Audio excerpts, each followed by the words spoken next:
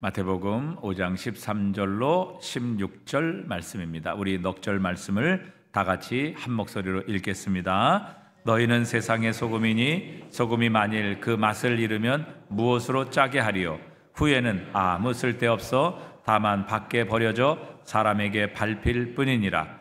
너희는 세상의 빛이라. 산 위에 있는 동네가 숨겨지지 못할 것이요 사람이 등불을 켜서 말 아래 두지 아니하고 등경 위에 두나니 이러므로 집안 모든 사람에게 빛이 있느니라. 이같이 너희 빛이 사람 앞에 비치게 하여 그들로 너희 착한 행실을 보고 하늘에 계신 너희 아버지께 영광을 돌리게 하라. 아멘. 어떤 집사님이 다이어트를 했습니다. 일주일 동안 계속 이제 살이 빠지는 차만 마시고 또 다음 주일에는 음식을 아주 소량만 섭취를 했습니다. 또 다음 주일에는 또 음식을 먹지 않고 차만 마시고 이렇게 다이어트를 했다고 합니다. 그래서 3주간에 몸무게가 무려 8kg가 빠졌습니다. 또 베들레헴의 둘레가 무려 10cm나 줄었습니다. 3인치가 줄게 된 것이죠. 얼굴에 턱선이 사라지게 되었고 또 몸에 있던 많은 굳은 살들, 필요 없는 살들이 다 빠져서 몰라보게 변화가 되었습니다. 그랬더니 주변에 있던 직장 동료들이 다 와서 어떻게 이리 살을 뺐느냐, 도대체 비법이 뭐냐, 어떻게 이렇게 달라지게 됐느냐, 비결이 뭐냐, 이렇게 다 너도 나도 묻더라는 것입니다. 그래서 자신이 이제 다이어트 했던 방법을 소개를 했죠. 이제 살 빠지는 차를 먹었고 또 음식을 줄였더니 이렇게 몰라보게 변화되었다, 이렇게 설명을 해 주었습니다. 이분이 예수를 믿는 분인데 자신이 이렇게 변화된 외모에 사람들이 참 관심을 보이고 또 달라진 모습을 궁금해하는 모습을 이렇게 자신한테 묻는 것을 보고 가만히 생각해 보니까 자신의 신앙생활을 되돌아보게 되었다는 것입니다. 자신은 예수 믿는 사람인데 예수를 믿고 구원받아서 이제는 자신의 신분이 바뀌고 자신의 소속이 달라진 이런 변화가 일어났는데 자신의 영적인 변화의 모습을 보고 어떻게 그렇게 달라지게 되었느냐, 무엇이 도대체 누가 당신을 그렇게 변화시키게 되었느냐, 이렇게 묻는 사람은 한 사람도 없었다는 것입니다. 그래서 이분이 이 일에 충격을 받고 자신의 신앙생활을 다시 한번 점검하고 돌아보게 되었다, 그런 얘기를 듣게 되었습니다. 오늘 주님께서는 그리스도인들을 향해서 너희는 세상의 소금이라, 또 너희는 세상의 빛이라, 이렇게 우리 그리스도인을 규정하고 있습니다. 주님께서 우리를 향해 너희는 세상의 소금이다, 세상의 빛이다, 이 말은 우리가 한마디로 정의한다면 우리는 세상과 다른 존재다라는 것을 가르쳐 주십니다. 소금은 그것이 접하는 대상과 본질적으로 다릅니다. 또 어떤 의미에서 다름을 통해서 그 대상과 다름으로써 소금의 가치, 또 소금의 역할을 할 수 있게 되는 것이죠. 비록 적은 양이지만 이런 분명한 차이, 구별됨 때문에 사실은 소금은 가치가 있는 것입니다. 우리가 이제 안동 간고등어 뭐 이런 TV에 자주 나오죠. 이 간고등어를 만들 때 간제비가 이제 소금을 칩니다. 안동에는 바다가 없기 때문에 그 소금을 통해서 고등어를 잘 보존하고 또 무엇보다 소금을 쳐서 이 고등어의 맛을 내는 것이죠. 소금을 쳤는데 전혀 소금의 맛이 나지 않는다? 그러면 소금은 전혀 쓸데가 없을 것입니다. 소금을 쳤는데 치지 않을 때와 전혀 부패의 상태에 있어서 다른 게 없다, 그러면 어느 누구도 소금을 쓰지 않을 것입니다. 여러분, 만약에 생선을 여러분이 자시는데 생선을 드실 때 생선에 소금을 치지 않아서 그냥 생선 맛만 막 가지고 먹는다, 그러면 아마 생선을 좋아하실 분이 아무도 계시지 않을 것입니다. 생선에는 소금이 들어가기 때문에, 또 우리가 먹는 모든 음식에도 소금이 들어가기 때문에 그 모든 음식에 맛이 나는 것입니다. 오늘도 여러분 점심 식사를 하실 텐데 그 점심 식사를 하실 때 만약에 여기에 소금이 하나도 들어가지 않았다, 그러면 여러분 그 음식은 전혀 여러분 맛을 느끼지 못하게 될 것입니다. 그렇기 때문에 여러분 이 소금이라는 것은 그 대상과 다르기 때문에 존재의 의미가 있고 가치가 있습니다. 그래서 소금이 필요한 것이죠. 소금이 들어감으로 맛이 달라지게 되고 소금이 들어감으로 부패를 방지하는 것이 바로 소금이 가진 가치이며 역할입니다. 그래서 소금은 그 대상과 달라야 하는 것이죠. 맛도 달라야 되고 그 역량, 능력도 달라야 하는 것입니다. 그래서 주님께서는 소금이 맛을 잃으면 무엇으로 짜게 하겠느냐? 그런 소금은 아무 쓸데없어 밖에 버려져 사람에게 밟힐 뿐이니라 이렇게 말씀하십니다. 그러니까 소금의 진짜 가치는 그 대상과 맛이 다르고 그 대상과 구별된 본질을 가지고 있기 때문이라 이렇게 주님 말씀하시죠. 만약에 그 대상과 맛도 같고 그 대상과 전혀 본질이 틀리지 않다면 그 소금은 아무 쓸데없어서 그냥 버려질 것이다. 그리고 사람에게 의해서 밟히는 하나의 그런 흙과 같은 존재가 될 것이다 말씀하십니다. 기독교인을 예수님께서는 그렇게 정의하는 것이죠. 세상과 다른 존재다. 세상과 다른 맛, 세상과 다른 본질을 가지고 있는 존재가 바로 그리스도인이다. 이렇게 말씀하고 계시는 겁니다. 근데 여러분 기독교인 중에서 세상과 다름을 부끄러워하는 그런 분들도 계십니다. 근데 이것은 기독교를 철저히 오해하고 있는 것이지요. 여러분 우리가 세상과 다르지 않다면 그런 그리스도인은 결코 그리스도인이 아닐 것입니다. 우리가 예를 들어서 뭐 이런 그런 일들이 자주 있지 않습니까? 이제 뭐 일이 끝나고 회식을 합니다. 모든 사람들이 다 술을 한 잔씩 하죠. 나는 예수를 믿기 때문에 그리스도인이기 때문에 술을 먹지 않는 것, 이것을 굉장히 부끄러워하고 부담스러워하는 겁니다. 왜? 다른 사람과 다른 모습을 보여야 되기 때문이죠. 뭐 우리가 음식점에 같은 데 가서 기도할 때도 마찬가지입니다. 난 예수를 믿기 때문에 많은 사람들은 기도하지 않고 그냥 먹지만 그러나 그 사람들 가운데서 나 혼자 머리를 숙이고 눈을 감고 기도하고 식사를 하는 이 모습, 다른 사람과 구별되는 겁니다. 다른 모습이죠. 그러니까 이렇게 다르고 구별된 모습을 굉장히 부담스러워하거나 오히려 부끄러워하는 사람들이 굉장히 많이 있습니다. 주일날 성경을 들고 다니는 것, 왠지 다른 사람과 구별되기 때문에 부끄러워하시는 분들도 없지 않아 있습니다. 또 정말 나의 유익을 위해서는 다 거짓말하고 그렇게 속이고 살지만 내가 손해보더라도 정직하고 정말 진실을 말하며 살아가는 것, 이건 구별된 거죠. 다른 거죠. 이 세상에서 이렇게 사는 것을 부끄러워하는 이런 분들이 많이 있습니다. 뭐 지금 이런 말씀드린 예는 사실은 다 외적인 모습이지만 진짜 다른 것은 우리의 마음, 우리의 영적인 모습이죠. 그러니까 이렇게 다른 것을 부끄러워하는 그리스도인들이 있다는 것이죠. 그런데 그것은 기독교를 본질적으로 오해하는 것입니다. 주님께서는 그리스도인을 가리켜서 너희는 세상의 소금이다. 너희는 세상의 빛이다. 소금이 맛을 잃으면 무슨 의미가 있느냐? 그거 쓸데없다. 그래서 밖에 버려져서 사람에게 밟힐 뿐이다.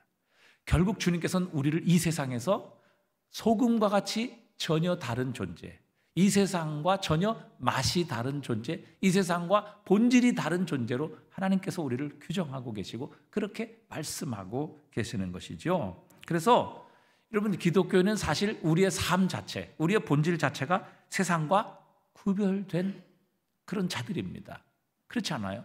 또 우리는 세상과 본질적으로 특이한 사람들입니다. 눈에 띄는 사람들이죠. 너희는 세상의 빛이라. 주님 말씀하신 것처럼 여러분 그 등불을 말 아래, 즉 우리 옛날 이제 쌀 같은 거를 대는 되박 있잖아요. 그 되박 말 아래에 등불을 두는 사람 없다. 등불은 다 높은 곳에 두어서 모든 어둠을 비치도록, 그래서 모든 사물이 드러나도록 하는 게 빛의 역할인데 어느 누가 빛을 그 말 아래 두는 사람이 있겠느냐. 그 말은 우리가 모든 세상 사람 앞에 드러나고 보여지며 구별되는 그런 존재로 부르심을 받았다. 이렇게 말씀하고 계시는 겁니다. 그래서 여러분 우리 존재 자체가 드러나고 구별되고 다른 존재라는 것을 하나님은 분명히 우리에게 말씀하시는 겁니다. 그러니까 우리가 이 사실을 잊으면 안 될 것 같아요. 주님께서 우리가 지금까지 팔복을 쭉 말씀하셨잖아요. 심령이 가난한 자, 애통하는 자 쭉 보면 여러분 이 세상과 전혀 다른 모습을 우리에게 그려주고 있으시며 그것이야말로 진짜 복 있는 사람의 모습이라는 것을 우리에게 가르쳐 줍니다. 예를 들어서 심령이 가난한 자 복이 있다. 여러분, 세상에는 무엇이든지 부자가 복이 있습니다. 심령도 부족함이 없이 채워져야 되고요. 우리의 물질적인 것도 외적인 조건도 모든 것에 부여해서 부족함이 없을 때 그것을 복이 있다 이렇게 생각하잖아요. 그런데 그리스도인을 가리켜서 주님께서는 심령이 가난한 자가 복이 있다 그렇게 주님은 말씀하십니다. 이게 세상과 본질적으로 틀린 것이죠. 우리의 심령이 가난할 때에 우리는 다른 어떤 것으로도 만족할 수 없다는 것을 드러내는 것입니다. 세상에 아무리 많은 것, 아무리 풍성한 것, 아무리 부유한 것, 아무리 맛있는 것을 가지고도 우리의 이 빈 심령, 우리의 이 갈급한 심령을 채울 수 없기에 그 빈 심령으로, 가난한 심령으로 우리가 하나님을 바라보게 될 때 하나님께서 우리의 삶에 찾아오시며 또 그분의 나라가 우리에게 임하게 될 때 우리는 진정한 만족, 하나님 외에는 채울 수 없는 그 진정한 기쁨과 평안이 우리의 삶에 찾아올 수 있기 때문에 심령이 가난한 자가 진짜 복 있는 자다. 왜? 그 가운데 하나님께서 찾아오시고 하나님의 나라가 임하기 때문이라 이렇게 말씀하십니다. 그래서 여러분, 그리스도인은 존재 자체 본질적으로 세상과 구별되고 다른 존재다 그렇게 말씀하고 계십니다. 예수님께서 이 세상에 오셔서 예수님은 세상 사람들과 다른 삶을 사셨습니다. 그래서 구별되었고 드러났고 사람들이 예수님을 미워하게 되었습니다.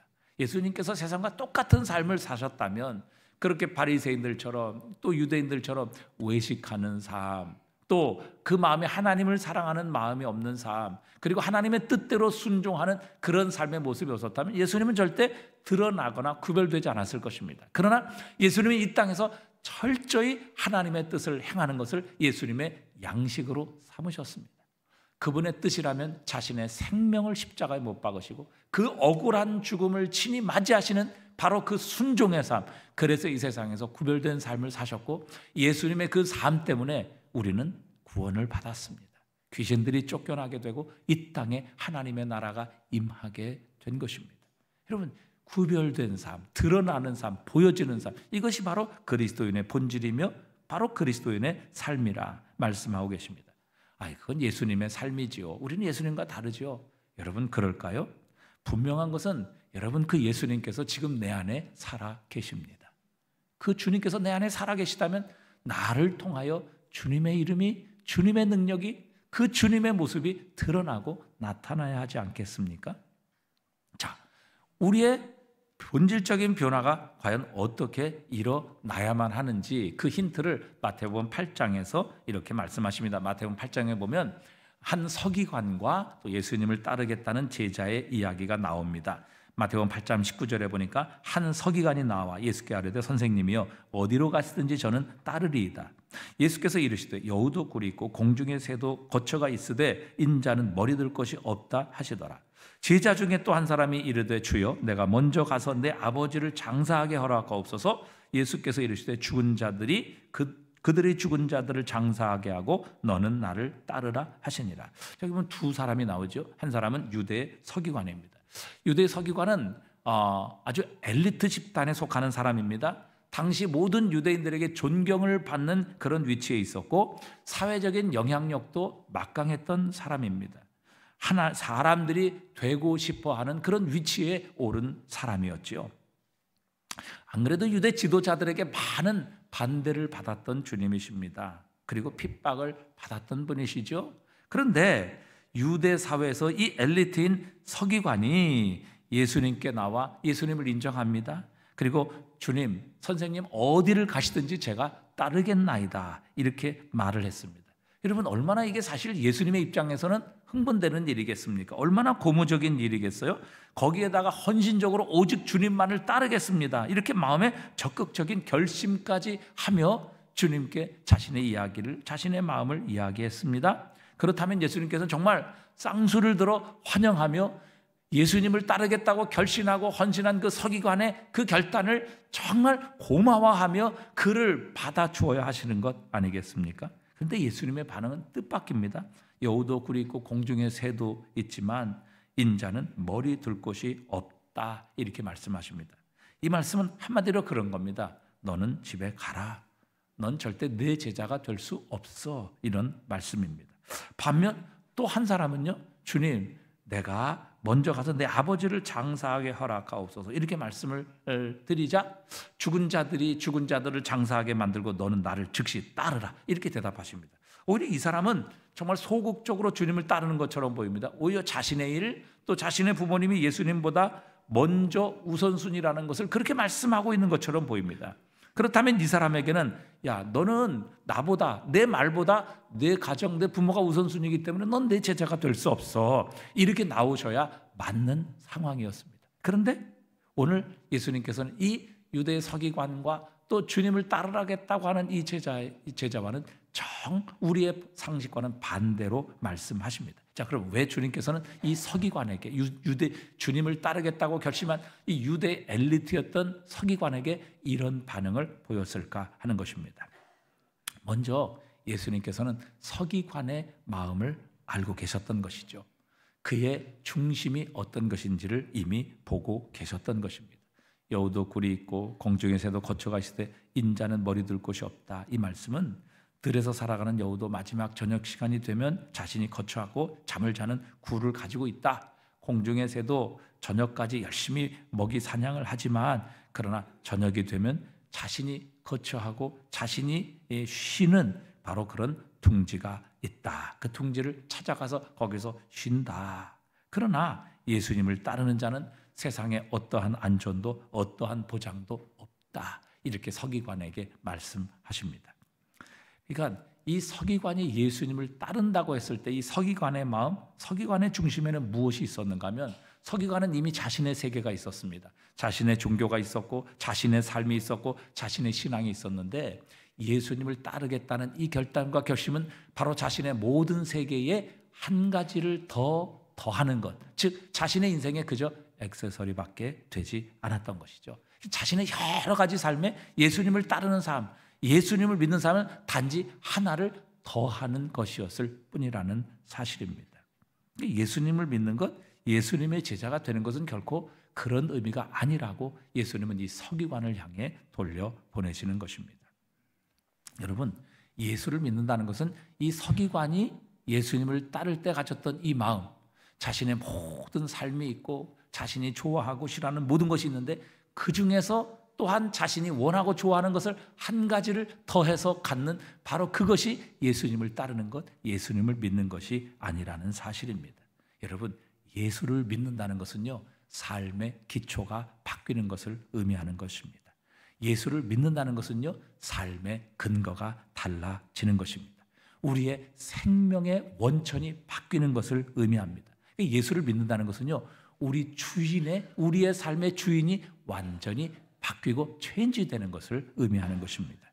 여러분, 우리가 이것을 잘 인식하지 못하고 또 모르기 때문에 우리의 삶에 어떤 혁명적인 변화가 일어났는가, 이것을 우리가 제대로 인식하지 못해서 우리의 삶의 변화가 제대로 일어나지 않습니다. 자, 이에 대해 좋은 예가 바로 아브라함의 이야기죠. 하나님께서 창세기 12장에 보면 아브라함을 부르십니다. 그리고 아브라함에게 너는 본토 친척 아비집을 떠나 내가 네게 지시할 땅으로 가라, 이렇게 말씀하십니다. 그런데 하나님께서 아브라함에게 오늘 요구하시는 것은 공간적인 이동만이 아닙니다. 본토 친척 아비집 떠나, 그것이 하나님께서 이 아브라함에게 요구하시는 본질적인 내용이 아니라는 사실입니다.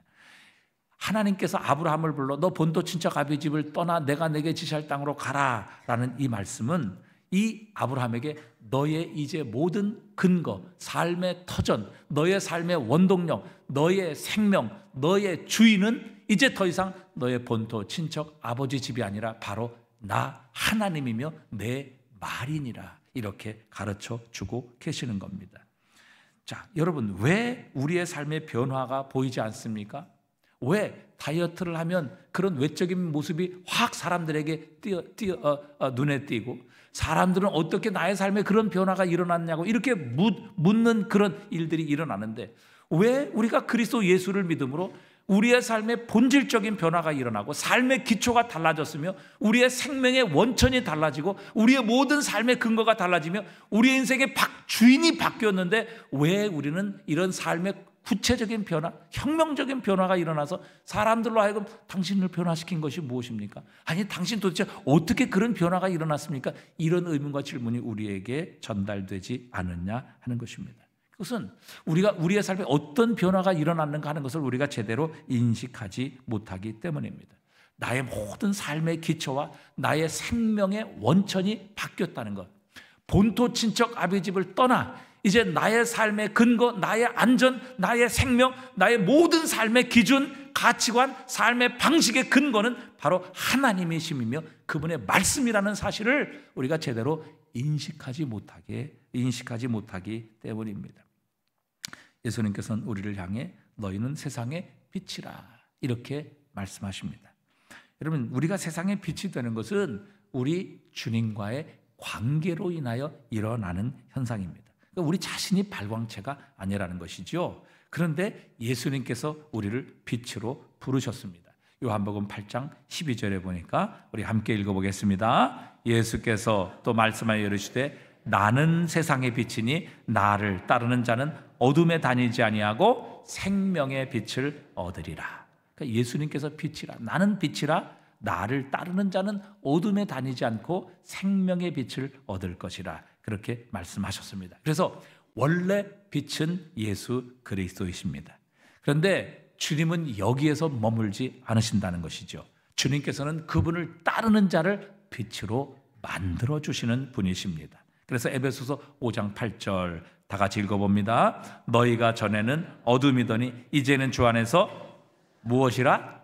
빛이라. 우리가 빛이라. 빛의 자녀들처럼 행하라. 그러니까 그렇기 때문에 우리는 예수님의 빛을 받았을 뿐만 아니라 우리는 빛으로 새롭게 만들어진 겁니다. 우리의 존재 자체가 바뀌고 변화되었다는 것이죠. 주님과의 관계, 즉 예수 그리스도를 믿고 영접함으로 주님의 본성이 우리 안에 새롭게 창조된 것입니다. 어떤 의미에서 우리는 주님과 같은 하나님의 아들, 딸로 변화된 것이지요. 빛이 우리 안에 들어오므로 우리가 빛이 된 것입니다. 우리는 하나님의 성품을 받고 그 성품에 참여한 자가 된 것입니다. 그래서 베드로서 1장 3절에 보니까 그의 신기한 능력으로 생명과 경건에 속한 모든 것을 우리에게 주셨으니 이는 자기의 영광과 덕으로서 우리를 부르신 이를 알므로 말미암음이니라.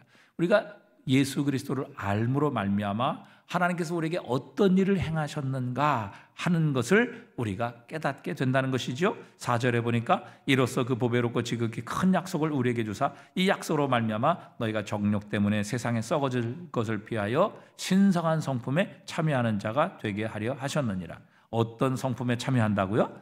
신성한 성품. 이게 다른 성경에는 하나님의 성품이라고 나와 있습니다.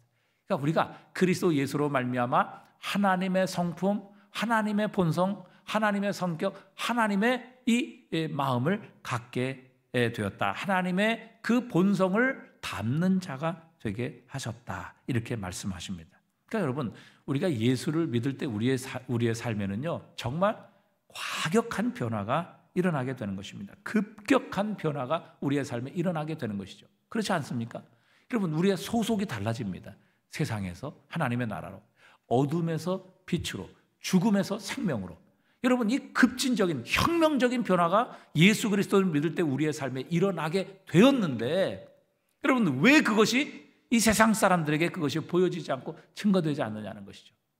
아니, 몸무게 조금 빠지면 그렇게 변화를 느끼는데, 여러분 우리의 본질 자체가 바뀌고 우리의 존재가 바뀌게 돼요. 우리의 삶의 기초가 바뀌고 우리의 인생에, 우리의 나의 삶의 주인이 바뀌게 되었는데 어찌해서 우리의 삶에는 이런 변화의 모습이 사람들에게 보여지지 않느냐는 것이죠. 당신 너무 달라졌습니다. 아니, 어디를 가서 뭘 했길래 이렇게 당신의 삶이, 당신의 선택의 기준이, 가치관이, 삶의 방식이, 삶의 모습이 이렇게 변화되고 달라졌습니까? 여러분, 이게 당연히 그리스도인들에게서 여러분 보여지고 또 그리스도인들에게서 드러나야 되는 삶의 모습이지요. 왜? 우리의 능력이 바뀌었습니다. 이제는 더 이상 내 안에 내가 사는 것이 아니라 그리스도 예수께서 사십니다. 주님께서 나를 통해 역사하시고 일하실 때 여러분 우리의 능력은 달라질 수밖에 없는 것이죠.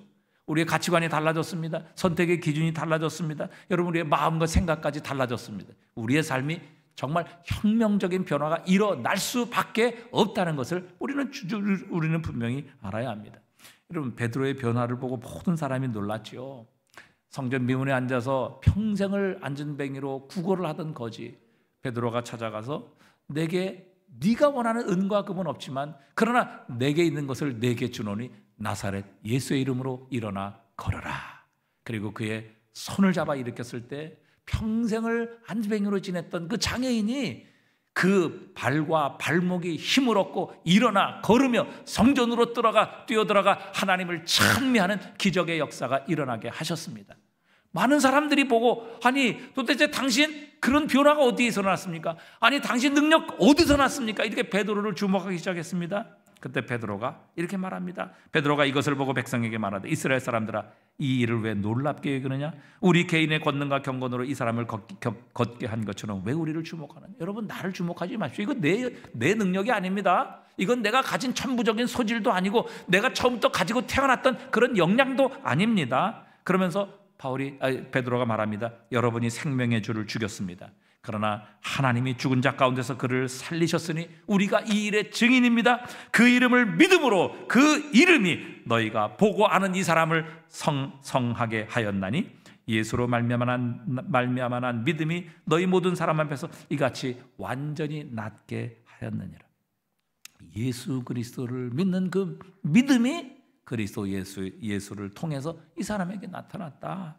하나님께서 죽은 자 가운데서 예수 그리스도를 살리셨고 그 주님을 믿는 믿음으로 말미암아 주님이 역사하셔서 오늘 날 때부터 이 장애인이었던 안진뱅이가 결국 일어나서 걷고 뛰며 하나님을 찬양하는 기적의 역사, 능력의 역사가 일어났다고 베드로는 분명히 자신에게 일어난 능력의 변화에 대해서 사람들에게 증거하고 있습니다.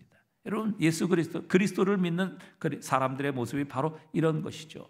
우리는 죽고 우리 안에 그리스도 예수께서 사시는 모습입니다. 우리 안에 왜 이런 급격한 변화가 일어난 것을 우리가 모릅니까? 그렇기 때문에 여러분, 우리의 삶의 기준, 우리의 삶의 중심, 바로 우리의 삶의 주인이 바뀌었다는 것을 우리가 제대로 인정하지 않기 때문에 그렇습니다. 여러분, 이전에 우리의 삶의 주인은 나였고요, 또 기준은 나였습니다. 또 내 삶의 중심도 나였습니다. 그래서 내가 좋아하는 것 나는 하며 살았습니다. 내가 싫어하는 것 절대 하지 않았지요. 하지만 예수를 믿는다는 것은 이 삶의 모든 가치관이 바뀌는 겁니다. 기준이 달라지게 되는 것이죠. 주인이 바뀌게 된 겁니다. 그래서 내가 싫어하는 것도 나의 주인이요, 나에게 주신 하나님에게 말씀의 가치관을 따라서 내 모든 선택의 근거가 달라지는 것입니다. 이전에는 내가 주인이어서 내가 싫은 거 안 했습니다. 그러나 주인이 바뀌었기에 나의 주인이신 예수 그리스도께서 그것을 기뻐하시고 좋아하시는 것이라면 여러분 얼마든지 순종하는 것이죠.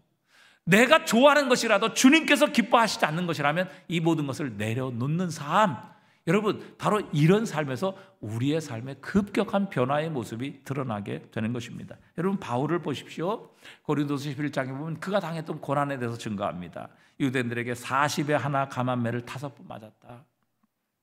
또 3번 태장으로 맞고 1번 돌로 맞고 3번 파선하고 일주일을 깊은 바다에서 지냈고 여러 번 여행하면서 강도의 위험, 강의 위험, 동족의 위험, 이방인의 위험, 또 바다의 위험, 거짓 형제의 위험, 수고하고 애쓰며 여러 번 자지 못하고 줄이며 목마르며 여러 번 굶고 춥고 헐벗었노라. 여러분 바울도 사람인데 여러분 왜 이런 고난받는 위기, 고통, 그리고 40에 하나 감한매를 5번이나 태장으로 맞는 이런 일이 과연 그에게 즐겁고 좋았던 일일까 하는 것입니다. 그러나 그는 이 모든 일을 기쁨으로 감당합니다. 피하지 않습니다. 정면 돌파하고요, 그 모든 것들을 친히 다 받아들입니다. 왜요? 자신의 주인이 바뀌었기 때문입니다. 자신의 삶의 가치관이 바뀌었기 때문이고 이 세상을 살아가는 삶의 기준이 달라졌기 때문에 여러분 그가 좋아하던 것 버렸고 그가 싫어하던 것 얼마든지 주님이 기뻐하시는 것이라면 받아들이고 그 순종의 길을 갔던 것입니다.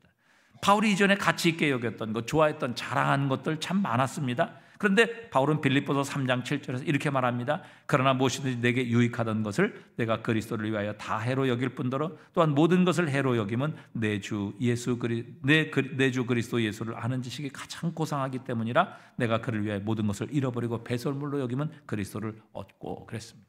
그러니까 이전에 자기가 가장 가치 있게 여겼던 것, 그의 학벌, 그의 명성, 그리고 그가 가지고 있던 신앙의 어떤 가치, 그러나 그리스도 예수를 만난 이후에 이 모든 것은 그리스도 예수의 십자가에서 아무런 가치가 없는 것, 결코 그것이 자신을 의롭게 하고 자신의 죄를 용서하며 자신을 하나님께로 인도하고 자신을 구원할 아무런 능력이 없다는 것, 오직 예수 그리스도와 그분의 십자가만이 자신을 구원하시는 하나님의 능력이라는 것을 깨닫고, 그런 자신이 이전에 가지고 자랑했던 자신의 학벌, 자신의 가문, 자신의 신분, 자신의 위치, 이 모든 것들을 다 배설물처럼 다 버리고 이 모든 것들을 다 잃어버렸다, 그렇게 고백하고 있는 것입니다. 여러분, 이것이 바로 인생의 기초가 달라진 사람의 모습입니다.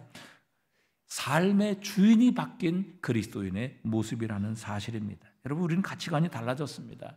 우리의 비전이 달라졌습니다. 꿈이 바뀌었습니다. 우리가 좋아하고 싫어하는 것이 바뀌었다는 사실입니다.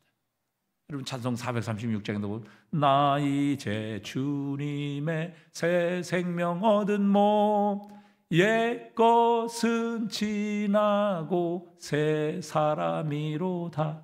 여러분, 그리스도인 누구입니까? 옛것은 지나고 새 사람이 된 자들을 가리켜서 그리스도인이라 이렇게 말씀하고 계시는 겁니다. 그래서 여러분, 이렇게 정말 존재가 바뀌고 주인이 바뀌고 신분이 바뀌고 소속이 바뀐 그리스도인들이, 이렇게 변화된 사람들이 가는 곳곳마다 놀라운 변화가 일어나게 하셨습니다. 바울이 데살로니가에서 복음을 전할 때 많은 유대인들이 와서 그 데살로니가에 소동을 일으켰습니다. 사도행전 17장 6절에 보니까요, 발견하지 못하며 야손과 및 형제를 끌고 읍장 앞에 가서 소리를 질러 이르되 천하를 어지럽게 하던 이 사람들이 여기도 이름에, 그랬습니다. 천하를 어지럽게 하던 사람, 즉 예수 그리스도의 복음을 전하고 예수 그리스도를 믿는 자들을 가리켜서 이 유대인들이 뭐라고 표현하고 있는가 하면 천하를 어지럽게 하던 이 사람들, 천하를 어지럽게 했다. 영어 성경에 보면 turn the world upside down 이렇게 표현하고 있습니다. 세상을 완전히 뒤집어 놓는 사람이라 이렇게 표현하고 있는 겁니다. 이게 누구예요? 그리스도인이라는 겁니다. 유대인들이 친히 예수 그리스도를 믿는 사람들을 향해서 이 사람들은 세상을 완전히 뒤집어 엎는 사람들이다. 세상이 좋아하던 것, 가치 있게 여기는 것 완전히 바꿔버리고 정말 영원한 것, 우리에게 진정한 생명과 하나님의 나라를 주시는 것으로 우리의 삶과 인생을 완전히 바꾸는 것. 그래서 turn the world upside down, 세상을 완전히 뒤집어 놓는 사람이라, 이것을 그리스도인으로 지금 지칭하고 있는 것입니다. 로마의 총독 벨기스 앞에서 유대인들이 바울을 고소하며 이렇게 표현합니다. 사도행전 24장 5절에 보니까 우리가 보니 이 사람은 뭐와 같은 자라? 전염병과 같은 자라. 천하에 흩어진 유대인들을 다 소욕케 하는 자요 나사렛 이단의 우두머리라. 이 사람들은 전염병, 즉 바울과 복음을 전하는 자들을 가리켜서 전염병 같은 사람들이라 이렇게 불렀어요. 예수 믿는 사람을 전염병이다 이렇게 불렀단 말이죠. 여러분, 전염병, 우리가 코로나19를 통해서 너무 잘 경험하지 않았습니까? 이 전염병은요, 그 사람 옆에 가면 감염되는 겁니다. 같은 질병을 앓게 되는 게 전염병이에요. 뭐 크게 뭐를 잘못해서가 아니라 그저 그 사람, 그 전염병에 걸린 사람 옆에만 가도, 가까이만 가도, 같은 공간에만 있어도 여러분 같은 병에 걸리는 거예요. 그래서 여러분, 코로나 교회 왔을 때 여러분 아무도 교회 모이지 못했다고요. 왜? 여기에 같은 코로나 걸린 사람이 한 공간에만 있어도 여기 있는 사람이 다 감염된다고 그렇게 해서 아예 모이지를 못하겠어요. 이 전염병이거든요. 여러분, 바로 세상이 보았던 그리스도인의 모습이 그런 사람이었다는 것입니다. 세상이 생각했던 그리스도인은 그 사람 곁에만 있어도 변화가 일어나는 사람들이었다는 것이죠. 그러니까 예수 믿는 사람 옆에만 가도 그 사람이 바뀌었다는 겁니다. 변화되었다는 겁니다. 왜? 전염병과 같은 사람이었기 때문에. 같은 공간 안에만 있어도 예수 믿는 그 한 사람 때문에 그 공간 자체가 바뀌고 변화되는 놀라운 역사가 일어나는 사람, 이 사람을 가리켜서 그리스도인이라 이렇게 불렀던 겁니다. 이 사람들은 부정적인 의미에서 보았지만 여러분, 긍정적인 의미에서 본다면 뭐예요? 그 한 사람 때문에 그 주변에 있는 사람들이 생명을 얻는 겁니다. 그 한 사람 때문에 어둠이 쫓겨가는 겁니다. 그곳에 하나님의 나라가 임하는 것입니다. 전혀 다른 공간으로 바뀌는 것이죠. 그 사람이 있는 그 존재만으로도 그 사람이 전하는 그 복음의 그 말씀 한마디로 그 공간, 그 영역, 그 주변에 있는 사람 자체가 바뀌고 변화되는 그런 모습을 가진 사람들이 바로 그리스도인이다. 그래서 전염병이다 이렇게까지 표현했던 것이죠. 여러분, 이게 바로 그리스도인입니다. 그래서 그리스도인은 다른 존재예요. 세상과 구별된 사람들입니다. 여러분, 그리스도인이라고 하면서 이 세상과 다르고 구별된 것을 결코 부끄러워해서는 안 됩니다. 그렇게 되면요, 우리는 그리스도인 아니에요. 주님께서는 너희는 세상의 소금이다. 이 세상은 의미를 잃고 맛없는, 정말 왜 살아가고 무엇을 위해 살아가는지 전혀 의미 없는 삶을 살아가는 이 세상 속에서 너희는 소금이야. 이 세상이 살맛 나는 세상으로, 이 세상의 존재의 의미가 무엇이고 우리가 왜 살아가는지를 분명히 세상에 드러내고 보여주는 너희는 세상의 소금이다. 그래서 맛을 내는 존재야. 너희가 구별되지 않는다면, 이 맛을 내지 않는다면 세상에 우리가 있어야 될 의미가 없다. 너희는 세상에서 그저 사람들에게 버림받아 밟힐 뿐이니라. 여러분, 우리가 세상에서 구별되고 우리가 예수를 믿는 이 삶의 모습으로 인하여 세상과 달라지는 이것을 절대 두려워해서는 안 됩니다. 그게 우리의 존재의 의미이기 때문에 그렇습니다. 우리 때문에, 사실 우리의 삶 때문에 세상은 구별되고 보여져야 하는 것입니다. 주님은 너희는 세상의 빛이다. 여러분, 빛은 존재만으로 어둠을 쫓아내는 겁니다. 빛과 어둠은요, 같이 공존할 수가 없어요. 빛이 있는 곳에는 반드시 어둠이 물러가게 되어 있습니다. 빛이 없는 곳에는 어둠이 그 모든 것을 차지하게 되어 있어요. 여러분, 그리스도인, 저와 여러분이 빛이다. 그렇게 말씀하십니다. 그렇다면 우리가 있는 그곳에 어둠은 물러가야 합니다. 악한 영들이 떠나가야 하고 귀신과 모든 어둠의 세력들은 떠나가야 합니다. 왜? 주님께서는 저와 여러분을 향해 너희는 세상의 빛이다. 이 어둠의 세상의 빛이기 때문에 너의 존재만으로 이 세상의 어둠은 물러가야 하며 죄악은 떠나가야 하고 어둠은 두려워해야만 한다. 이렇게 우리에게 말씀하고 계시는 겁니다. 여러분, 우리 안에 이런 본질적인 변화, 우리의 삶의 근원이 바뀌는 변화는 바로 우리 안에 진정한 소금이시요 우리의 삶의 진정한 빛이 되시는 예수 그리스도께서 계시기 때문입니다.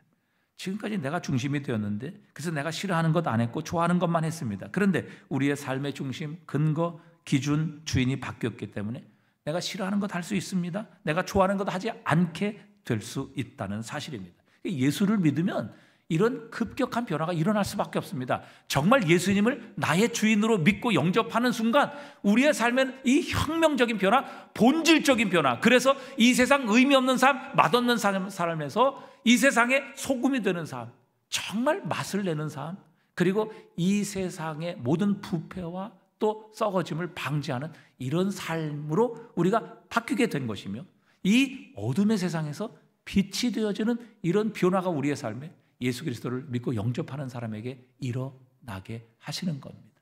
그래서 주님께서는 저와 여러분을 향해 소금이라, 빛이라. 그래서 구별되는 것, 여러분, 우리는 절대 두려워해서는 안 됩니다. 그래서 예수를 정말 믿고 영접하게 되면 우리의 삶에 놀라운 변화가 일어납니다. 여러분, 평생 전도하지 않았던 사람, 전도하는 것을 부끄러워하던 이런 사람, 여러분, 정말 예수를 믿고 그 마음에 변화가 일어나면 복음을 들고 전도하는 사람으로 바뀌게 됩니다.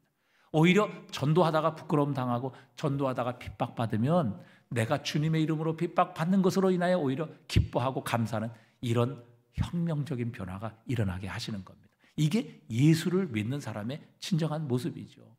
여러분, 전혀 기도하지 않았던 사람, 여러분, 기도하는 것이 정말 나의 삶의 가장 위대한 능력이요 축복이라는 것을 알고 기도하는 삶으로 바뀌게 됩니다.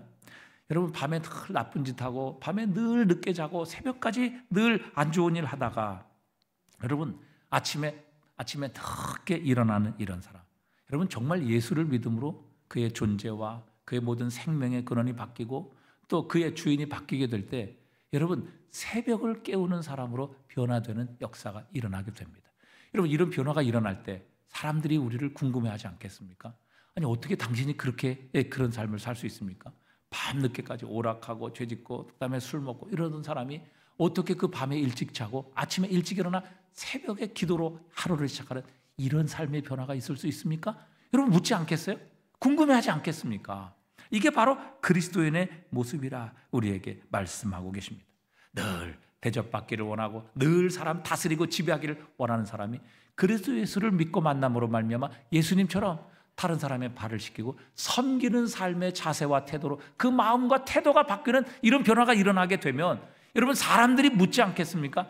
아니, 어떻게 당신 그런 사람으로 변화될 수 있습니까? 이것이 그리스도인의 모습이라, 이렇게 말씀하십니다. 여러분, 오늘 주님께서 우리에게 말씀하세요. 너는 세상의 소금이다. 너는 조금 있으면 소금처럼 날마다 변화될 것이다. 이렇게 말씀하지 아니하셨어요. 너는 예수 믿으면 앞으로 조금씩 빛이 되어갈 것이다. 앞으로 좀 더 밝아지는 삶을 살 것이다. 이렇게 말씀하지 않으셨어요. 너는 세상의 소금이다. 너는 세상의 빛이다. 이렇게 말씀하고 계십니다. 우리는 이미 그리스도 예수를 믿고 영접하는 순간, 예수님을 우리의 마음속에 모시는 순간 우리는 소금이 되었고 빛이 되었다는 것을 주님은 우리에게 분명하게 가르쳐 주셨습니다. 여러분, 우리가 빛이요 소금이라는 사실을 분명하게 확신하는 순간 우리가 변화되었고 달라졌다는 것을 분명히 깨닫게 되고, 우리가 어떤 존재인가를 깨닫고 분명하게 확신할 때 우리는 이 세상에서 다르고 구별된 삶, 정말 이 맛없는 세상, 전혀 의미 잃어버린 이 세상에서 왜 살고 정말 이 세상 살맛 나는 세상으로 바꾸어가는 그런 소금의 삶, 그리고 썩어가고 부패하는 이 세상을 정말 소금처럼 썩지 않게 만드는 그런 사명을 감당할 수 있게 되는 것이고, 너희는 세상의 빛이라, 주님께서는 이 세상이 어둠의 세상이라고 전제하고 계시는 겁니다. 이 세상에 빛은 없어요. 그래서 예수님께서 오셨을 때 예수님의 빛이라, 세상에 빛이 임했다, 그렇게 말씀하고 계시는 겁니다. 그 빛이신 주님이 내 안에 오셨고 그 주님께서 나를 빛으로 만들어 주셨습니다. 그래서 저와 여러분은 지금 세상의 소금이에요.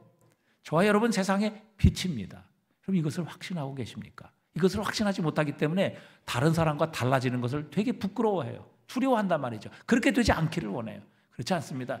여러분, 다른 사람과 달라져야 되고 다른 사람과 구별되는 것이 바로 우리의 정체성이에요. 내가 누구인가를 증명하는 겁니다. 내가 그리스도인이기 때문에 세상과 맛이 다르고요, 우리가 그리스도인이기 때문에 세상의 어둠과 다른 빛이라는 것을 주님은 우리에게 분명히 선언하고 계시는 겁니다. 말씀을 맺겠습니다. 여러분, 우리 한번 내 자신에 대해 한번 우리가 선언하고 내 자신에 대해 한번 스스로에게 한번 선포해 보십시다. 한번 저를 따라해 보시겠습니까? 나는 세상의 빛이다.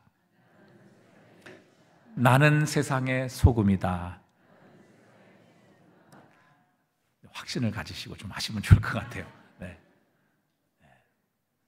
내가 말하면서도 내가 그것을 믿지 못해, 이러면 안 되겠죠. 자, 다시 한번 우리 따라해 보시겠습니다. 나는 세상의 소금이다.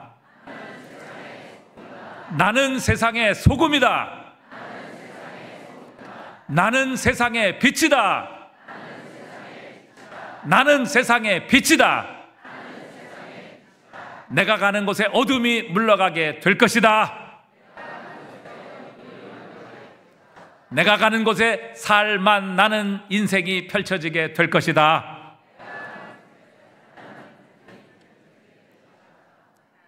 기도하겠습니다.